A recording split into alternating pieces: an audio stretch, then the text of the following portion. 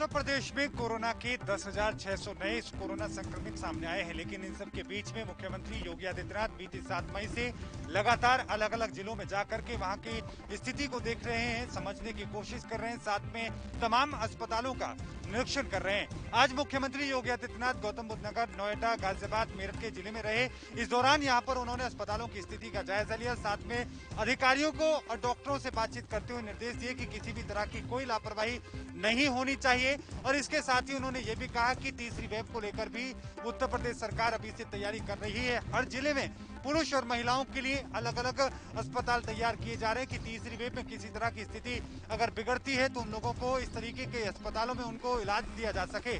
लेकिन बढ़ते संक्रमण के साथ ही आपको ये भी बताते चले कि मौत का सिलसिला भी रुकने का नाम नहीं ले रहा है। मुख्यमंत्री योगी आदित्यनाथ ने ग्रामीण क्षेत्रों को लेकर भी चिंता व्यक्त की है। उनका कहना है, उनका दावा उन्होंने किया है कि ग्रामीण क्षेत्रों में अभी लोगों के बीच में जागरूकता कम है। लोग ना तो वैक्सीनेशन के लिए आगे आ रहे हैं और ना ही टेस्टिंग के लिए आगे आ रहे हैं। मुख्यमंत्री ने कहा कि टेस्टिंग कराने से लोग डर रहे हैं, वो बचने की कोशिश कर रहे हैं। तो वहीं एएनबी न्यूज की जब टीम ने गांव में जाकर के बातचीत करने की कोशिश की तो कई ऐसे गांव हैं जहां पर कोरोना की वजह से कई लोगों की जान चली गई है। लोगों का दावा है कि ना तो वहां पर टीम पहुंच रही है और ना ही वहां पर वैक्सीनेशन किया जा रहा है। ऐसे में जो ग्रामीण क्षेत्र के लोग हैं वो ये पूछ रहे हैं कि शहरों में अलग तरह का इलाज क्यों और ग्रामीण क्षेत्रों में उनके साथ इस तरह की बदसलूकी क्यों, आखिरकार उनके साथ इस तरीके से सौतेला जो रवैया है ये कब तक सरकार अपनाती रहेगी। वीडियो जर्नलिस्ट करण मेहरा के साथ मोहित चौधरी, एएनबी न्यूज। देश में कोरोना का कहर बढ़ता ही जा रहा है। कोरोना के कहर को देखते हुए सरकार भी सख्त नजर आ रही है। कहीं पर नाइट कर्फ्यू लगा दिया गया है तो कहीं पर साप्ताहिक लॉकडाउन लगा दिया गया है। कहीं पर अब बता दें कि इतनी बुरी हालत हो गई है कि अस्पतालों के बाहर ही मरीजों को रहना पड़ रहा है, जिसके कारण कोरोना का संक्रमण और ज्यादा फैल रहा है।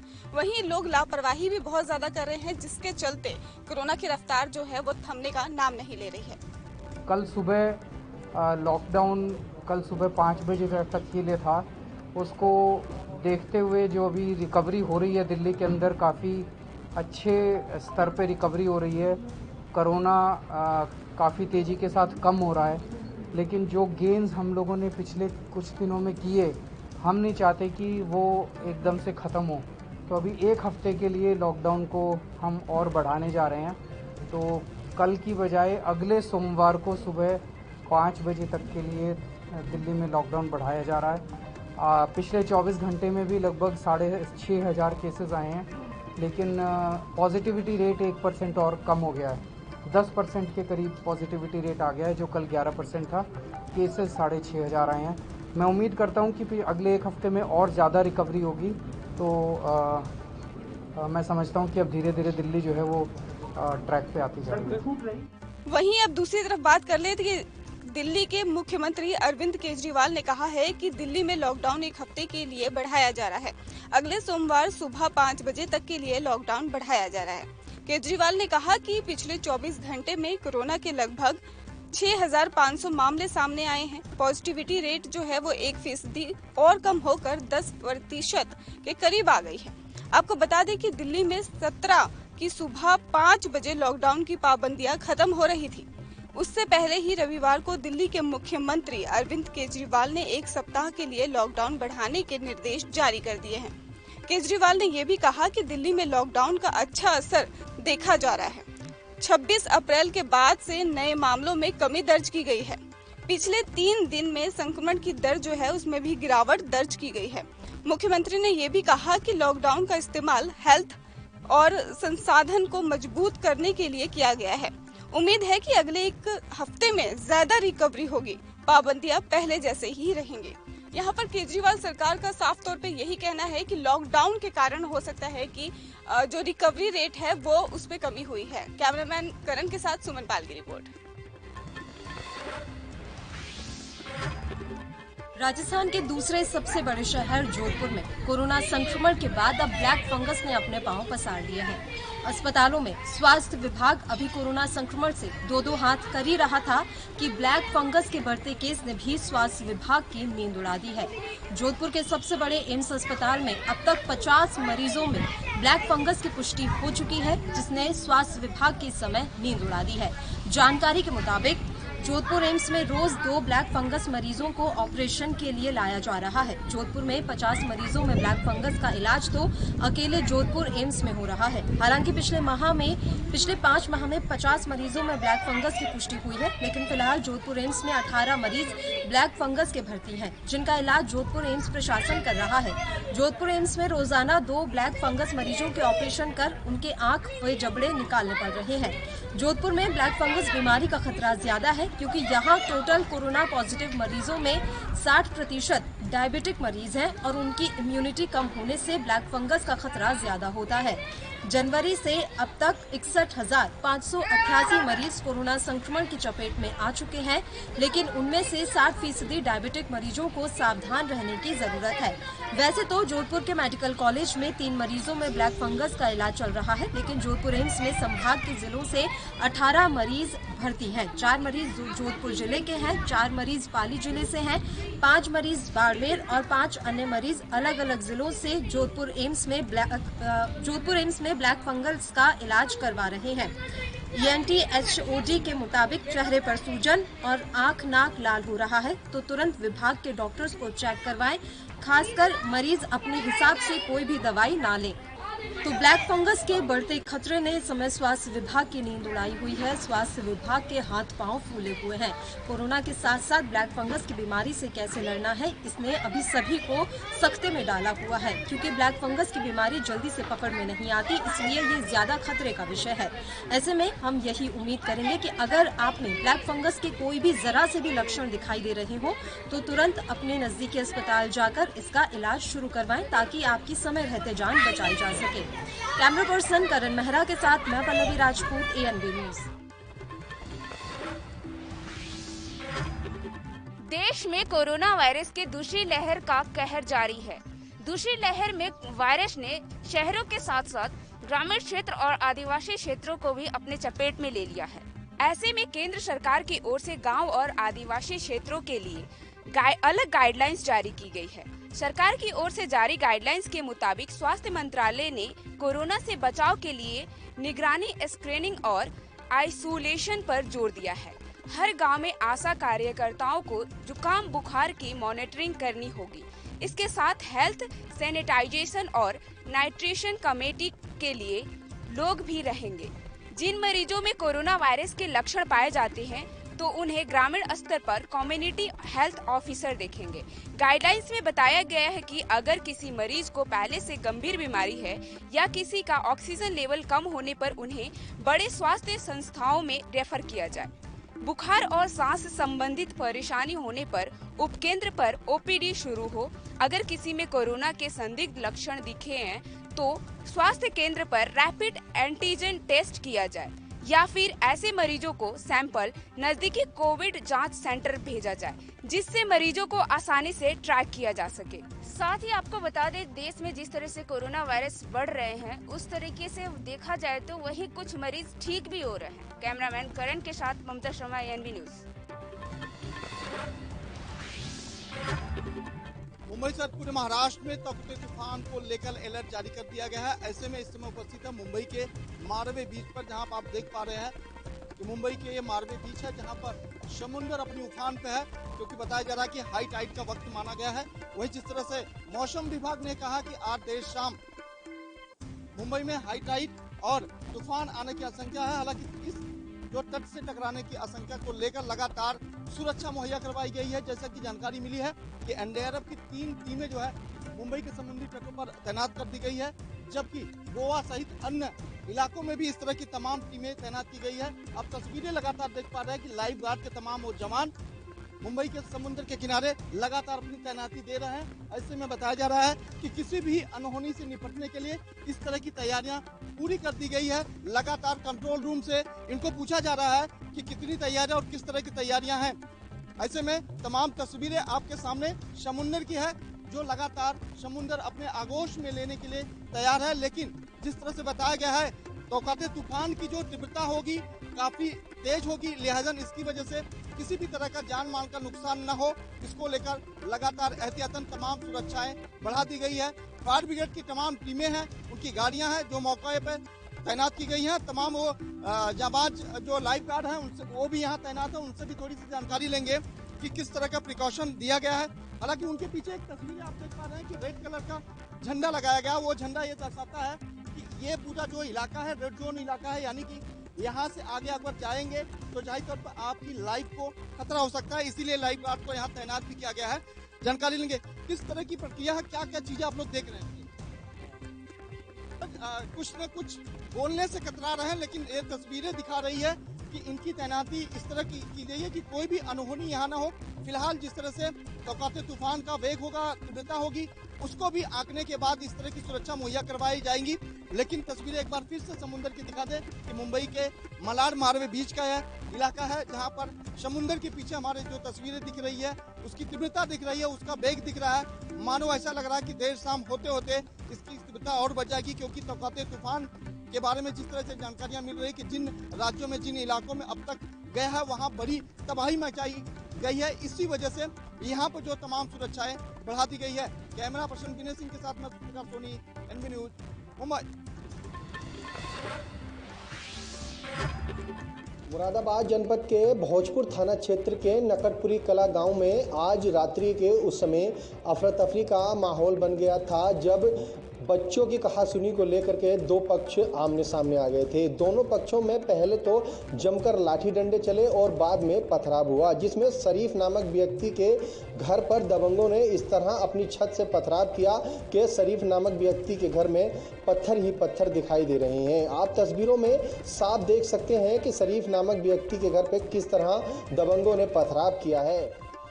सबको घेर लिया, यहाँ भतीजे को घेरा, भतीजे के इन्होंने रास्ते में थप्पड़ मारे। उन्होंने कही क्या तुम ये क्यों मार रहे हो, तो फिर हमारे घर में आने के धंस गए, इन्हें सबको घेर लिया। पहला डंडा हमारे भैये के मारा, सब में बड़े के छोटे ने मारा, फिर अबरार ने मारा, फिर शमशाद ने मारा, इरशाद ने मारा, इन्हें नाली में दबा लिया। हम गए भाज के दोनों बहना, हमने अपने भैया को निकाला, उनका सिर फटा हुआ निकला। फिर हम पुलिस ने मना कर दी, तो कह दी हम क्या करें। कितनी देर तक आपके घर पे पथराव किया? एक घंटा पथराव हुआ हमारे घर पे। मैं उसी टाइम अपने घर से आई गोमनपुर से, अभी घर से ही आई ही मैं। कैसी कार्रवाई होनी चाहिए उनके खिलाफ? कैसी, हमें इंसाफ चाहिए और हमें हक चाहिए।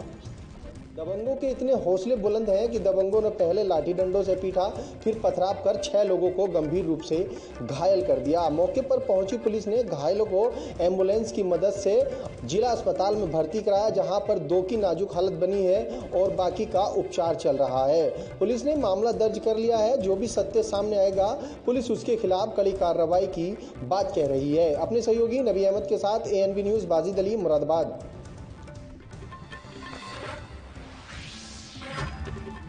कोरोना के बढ़ते संक्रमण को देखते हुए अब उज्जैन की पुलिस भी हो गई है सख्त।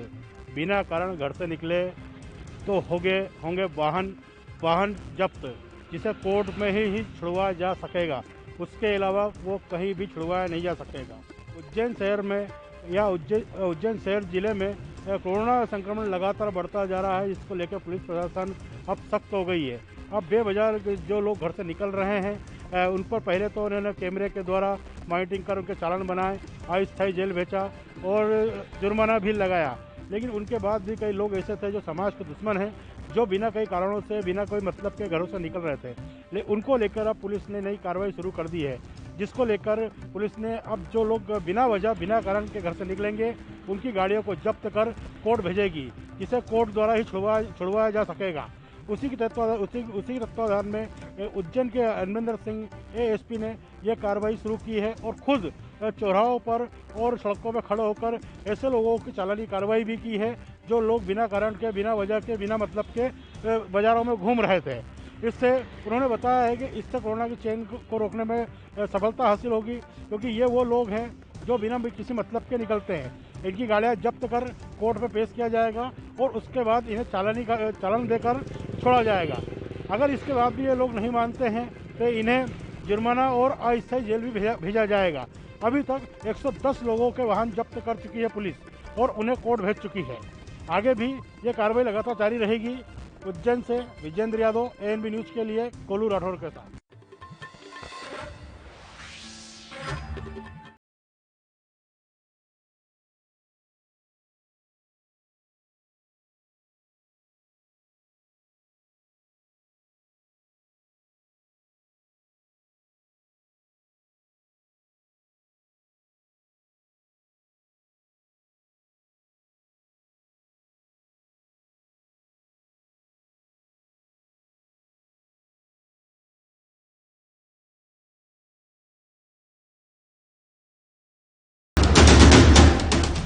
राष्ट्र धर्म। रात 8 बजे सिर्फ ANB न्यूज पर।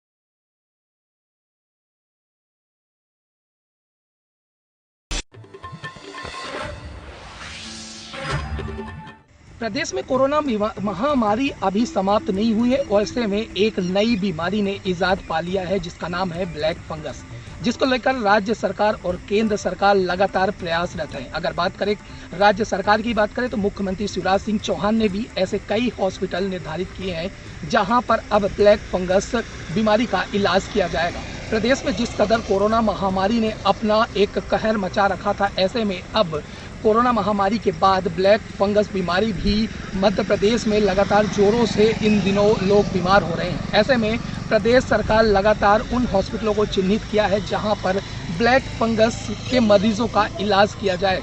लेकिन सबसे बड़ी समस्या है कि जहां अभी तक के कोरोना महामारी की दवाइयों को लेकर प्रदेश जूझ रहा था, ऐसे में अब सबसे ज़्यादा ब्लैक फंगस की जो दवाइयां हैं उनके लिए भी प्रदेश में जूझना एक तरह से कहीं ना कहीं देखा जा रहा है, जहां पर कई शॉर्टेज दवाइयों की भी नज़र आ रही है। हालांकि प्रदेश सरकार और इंदौर की बात करें तो जिला कलेक्टर ने साफ निर्देश दिए हैं कि इन दवाइयों की जल्द आपूर्ति की जाएगी। लेकिन अगर दवा बाजार और दवा व्यापारियों की बात करें तो जो ब्लैक फंगस दवाइयों की बिक्री साल भर में जो खपत होती थी वो मात्र 7 दिनों में ही उनकी खपत हो चुकी है।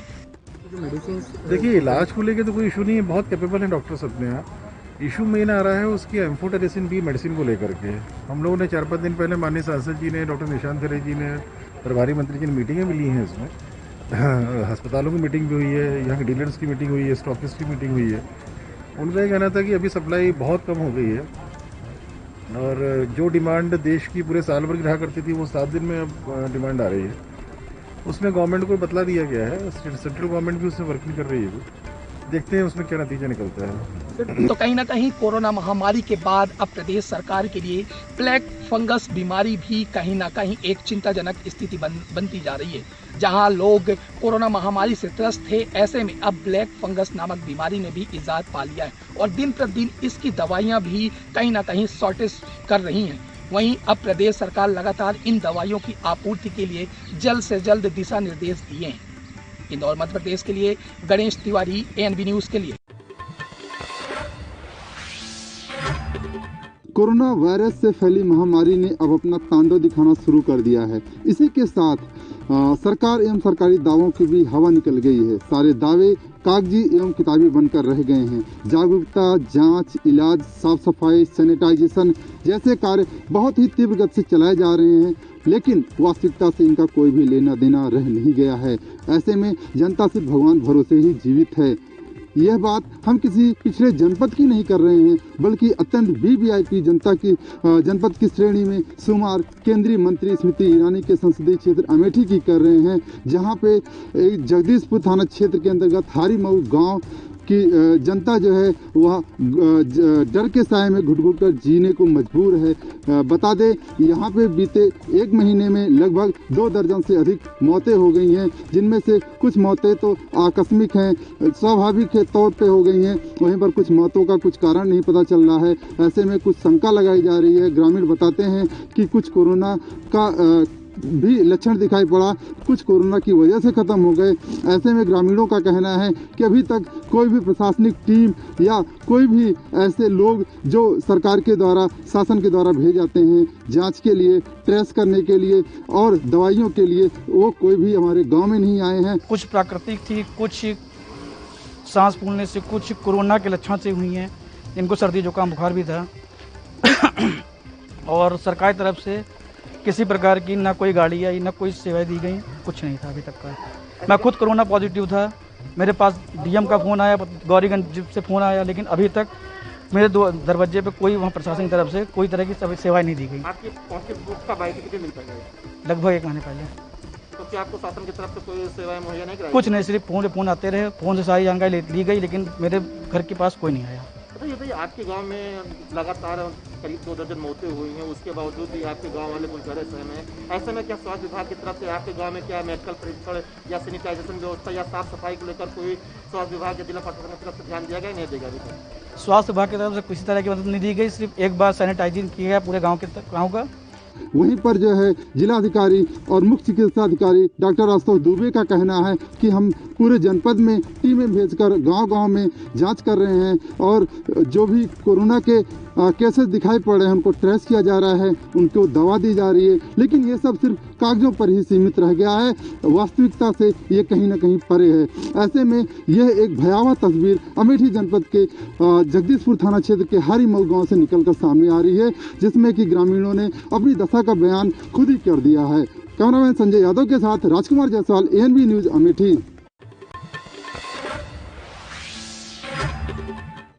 जलंधर पंजाब से आ रही बस थाना पटरंगा के रानी मऊ चौराहे पर डबल डेकर बस में भीषण आग लग गई। आग का कारण एसी शॉर्ट सर्किट बताया जा रहा है। बस में 90 यात्री सवार थे।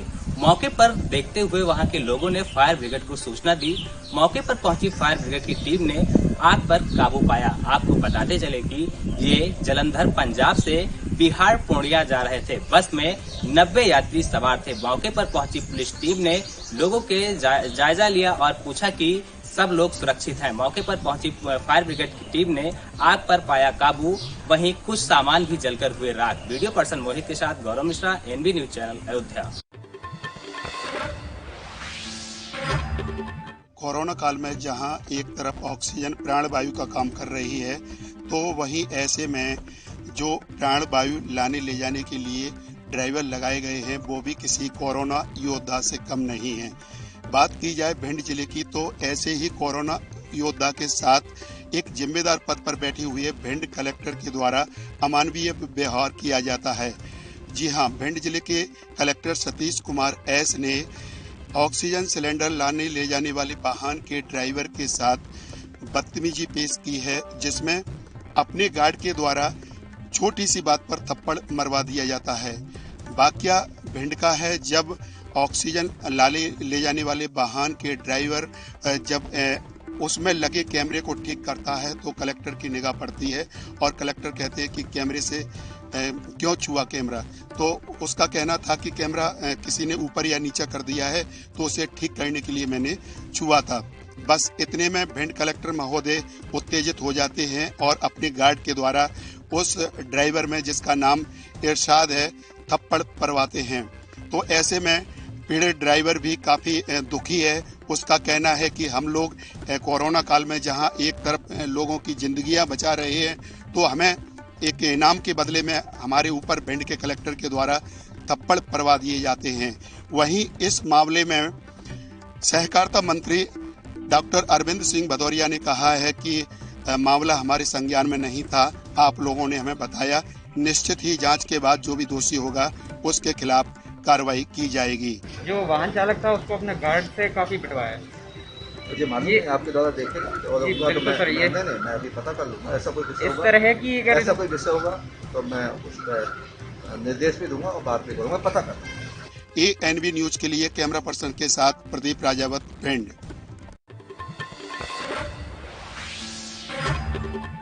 कोरोना महामारी के दौर में सरकार के सामने 2 चुनौतियां प्रमुख हैं।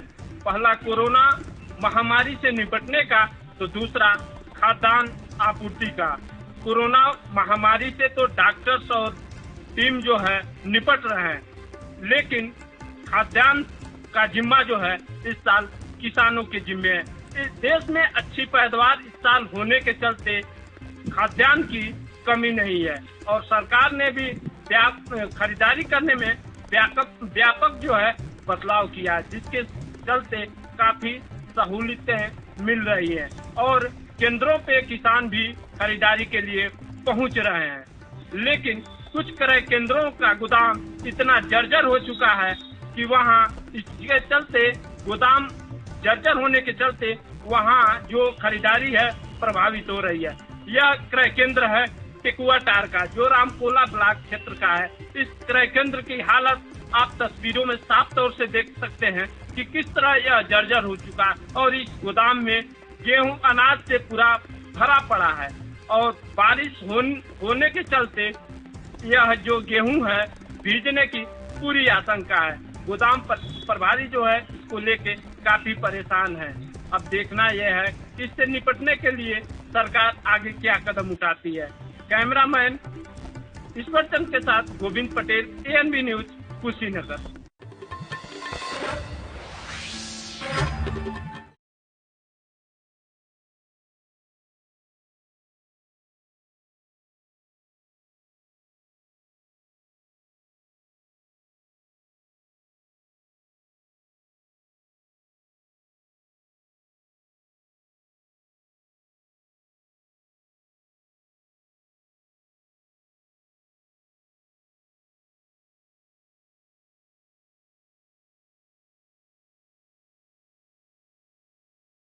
Federation of Private Schools and Association of Punjab, जिनसे रिलेटेड 6,500 स्कूल्स हैं, जो कि एजुकेशन देने के साथ साथ लाखों नौजवानों को रोजगार भी दे रहे हैं।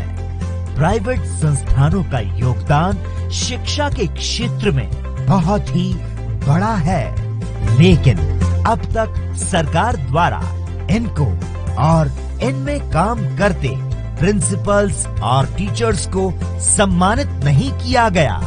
ऐसे में federation of private schools and association of Punjab की ओर से प्राइवेट स्कूल प्रिंसिपल, टीचर्स और स्टूडेंट्स के लिए स्टेट अवार्ड शुरू करने का डिसीजन लिया गया।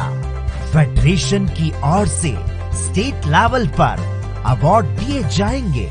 इनमें से पहले अवार्ड में स्कूलों के लिए 9 कैटेगरी रखी गई है और हर डिस्ट्रिक्ट के 2 अच्छे स्कूलों को हर कैटेगरी के लिए अवार्ड दिया जाएगा।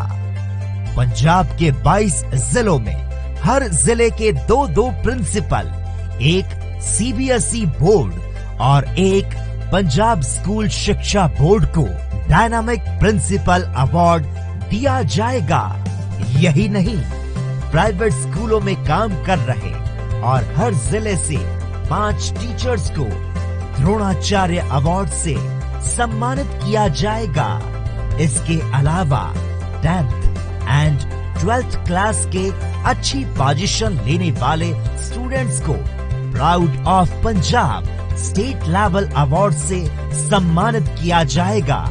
शिक्षा के क्षेत्र में अहम योगदान दे रहा federation of private schools and association of Punjab, we build child's future. कोविड-19 ਟੀਕਾਕਰਨ ਸੁਰੱਖਿਅਤ ਹੈ। ਆਪਣੇ ਨੇੜਲੇ ਸਰਕਾਰੀ ਅਤੇ ਪ੍ਰਾਈਵੇਟ ਟੀਕਾਕਰਨ ਕੇਂਦਰ ਦਾ ਪਤਾ ਲਾਉਣ ਲਈ www.cowin.gov.in/home ਤੇ ਲੌਗਇਨ ਕਰੋ ਅਤੇ ਟੀਕਾਕਰਨ ਨਾਲ ਜੁੜੇ ਨੰਬਰ, ਜਗ੍ਹਾ ਅਤੇ ਹੋਰ ਸੂਚਨਾਵਾਂ ਬਾਰੇ ਜਾਣਕਾਰੀ ਹਾਸਲ ਕਰੋ। ਟੀਕਾ ਲਗਾਓ, ਪਰਿਵਾਰ ਬਚਾਓ। ਪੰਜਾਬ ਸਰਕਾਰ ਵੱਲੋਂ ਜਨਹਿਤ ਵਿੱਚ ਜਾਰੀ।